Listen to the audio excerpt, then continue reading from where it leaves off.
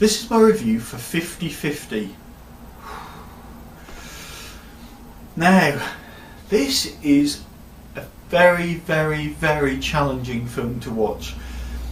If any of you out there, which I imagine quite a lot of you have been touched by people who've had cancer in your family or anything like that, do think about that before you watch this film. It is beautifully done, and I imagine that it wasn't easy for them to do it as much as us for watch it. It is really well done, but the weird thing is they're trying to make a comedy out of misery, basically. So basically a rough storyline with no spoiler. A person is found out that he has cancer and he has a 50/50 chance of surviving the treatment, hence the name 50/50. And it's basically, that's pretty much it, and it's just how he copes with it and how his friends cope with it and how his family copes with it and how it affects all his relationships and work relationships, etc. in his life.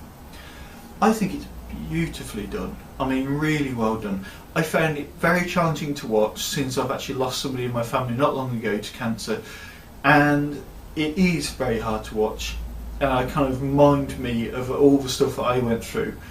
But saying that, it is so well done and so respectfully done until about the last 10 minutes, which is a bit of a sad bit. Then it actually is worth watching, I think, personally. I think it's a brilliant film and really well done, and they have kind of brought comedy into something which is very, very grim to talk about. The last 10 minutes, yeah, it's a tricky one. I always find nowadays, especially, that they can mess up a film in the last 10 minutes, and they kind of messed it up the last 10 minutes of this film, and I think it cheapened the whole film. Until then, it was a kind of, it's like someone dying of cancer meets The Hangover is basically the synopsis of the film. It's that kind of a bit fun, a bit weird, a bit strange, a bit funky but not quite, and that's beautifully acted and beautifully done and devastatingly well acted throughout. And then the last 10 minutes is just cheese, proper cheese, which doesn't quite work for me.